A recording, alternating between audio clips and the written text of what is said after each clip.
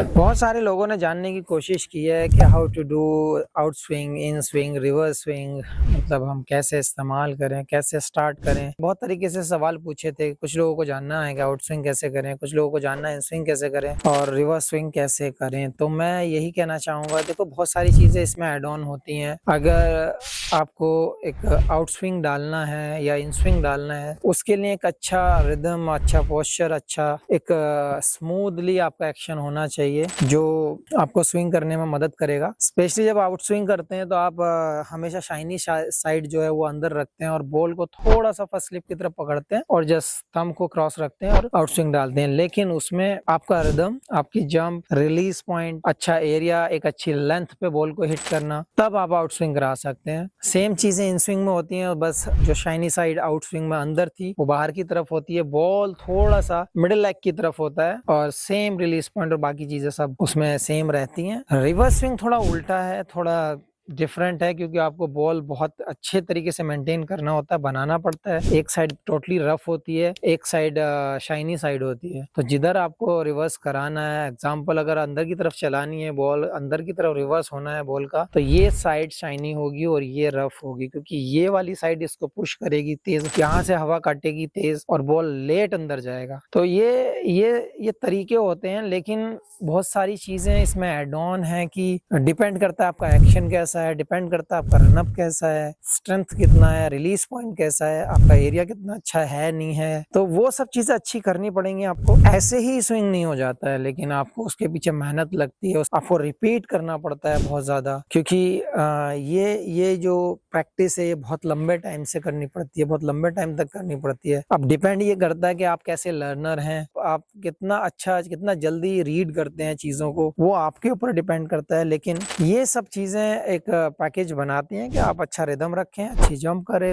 Release point और area, ये 3-4 चीजों पर आप काम करें नंबर बारी से। मुझे लगता है स्विंग कराना कोई मुश्किल काम नहीं है, बट जिनका नहीं होता है उनके लिए बहुत बड़ी चीज है और कर सकते हैं यार अगर आप चाहें तो। इतने टाइप की आजकल तो सोशल मीडिया, इंटरनेट, ये सब चीजों पे अवेलेबल है चीजें, आप देख के भी सीख सकते हैं, या आपके आसपास अगर कोई अच्छी एकेडमी है, अच्छे कोचेज हैं, उनसे बात कर सकते हैं, आप एग्जीक्यूट कर सकते हैं, अपने अंदर डाल सकते हैं, बिल्ड कर सकते। तो मुझे लगता है आपको करना चाहिए। तो एक सवाल आया रिदम को लेकर के, फास्ट बॉलिंग में रिदम कितना इंपॉर्टेंट है और आप कैसे बनाते हैं। तो मैं यही कहना चाहूंगा कि डिफरेंट टाइप के बॉलर्स होते हैं। कुछ बॉलर्स रिदम से आके बॉल डालते हैं, कुछ बॉलर ऐसे होते हैं लास्ट में शोल्डर लगाते हैं, मतलब अलग अलग टाइप के होते हैं। तो मैं हमेशा यही कहता हूँ, आप बैट्समैन हो या बॉलर हो, रिदम की तो जरूरत सबको पड़ती है और बहुत जरूरी है कि आपका एक फ्लो का होना, आपका एक रिदम का होना, क्योंकि जब एज ए फास्ट बॉलर जब आप भाग के जाते हैं तो आपका रिदम बहुत इंपॉर्टेंट होता है विकेट तक पहुंचने के लिए।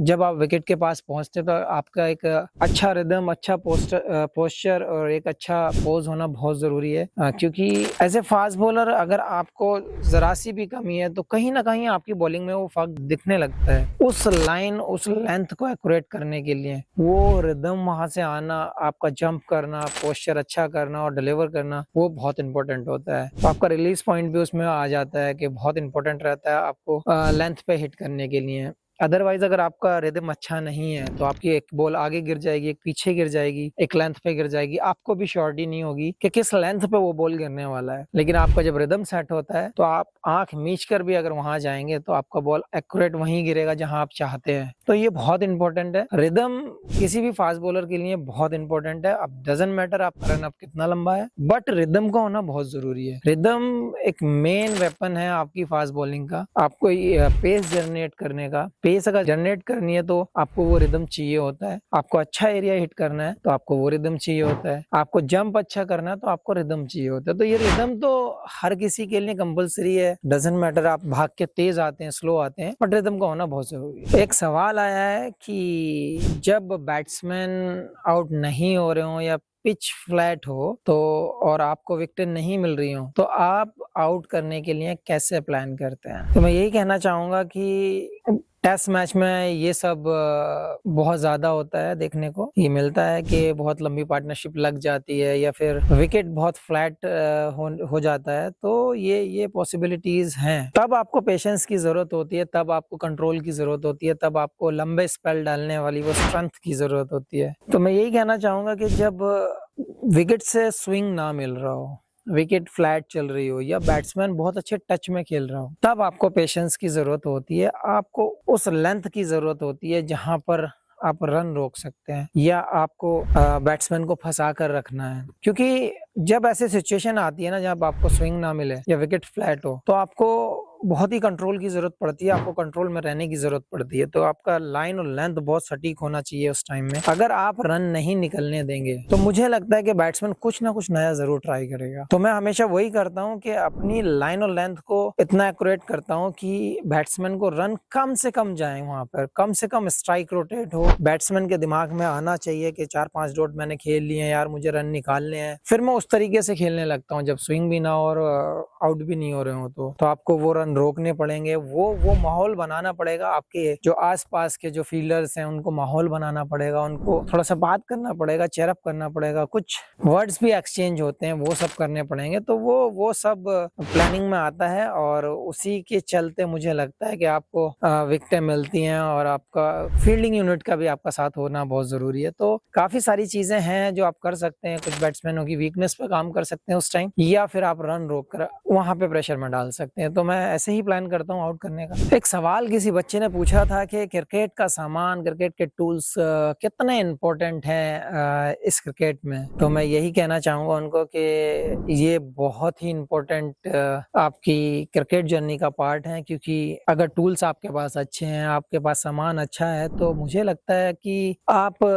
50% तो नहीं लेकिन 30%, 25-30% का आप वो बाजी मार लेते हैं, वो जंग जीत लेते हैं। क्योंकि अगर आप बैट्समैन हैं और आपके पास बल्ला अच्छा नहीं है, तो मुझे लगता है कि आप कहीं ना कहीं मार खा जाते हैं, क्योंकि वो डिस्टेंस क्लियर नहीं कर पाओगे आप जो डिस्टेंस मैच में चाहिए होगा। क्योंकि 72 मीटर की बाउंड्री आपको क्लियर करनी है, तो आपके पास बैट का अच्छा होना, ग्लव्स का अच्छा होना, पैड्स का अच्छा होना बहुत जरूरी है। स्पेशली हेलमेट और गार्ड का होना बहुत जरूरी है, क्वालिटी। क्योंकि आज की डेट में फास्ट बॉलिंग यूनिट जो है काफी अच्छी है, अच्छे स्किल्स हैं, और ऊपर से जब हमारे पास वीडियो एनालिस्ट होते हैं वो जो वीकनेस बताते हैं, तो वहां पे भी वर्क बहुत ज्यादा होता है। तो वो सब चीजें आपको ध्यान में रखते हुए आपके पास टूल्स अच्छे होने चाहिए। अगर आप बॉलर हैं तो आपके पास स्पाइक्स एक अच्छी क्वालिटी के होने चाहिए आपको, क्योंकि वो आपकी लाइफ है, वो आपको हर्ट कर सकते हैं, आपको मतलब भागने में परेशान कर सकता है। और आप कंफर्टेबल नहीं होंगे तो आप अच्छे तरीके से नहीं भाग पाएंगे। तो ये क्रिकेट का जो जितना भी सामान है, या मैं कहता हूँ किसी भी डिपार्टमेंट का, यार आप किसी भी डिपार्टमेंट को ले लो, क्रिकेट को ही क्यों लेते हो, किसी भी डिपार्टमेंट को ले लो आप,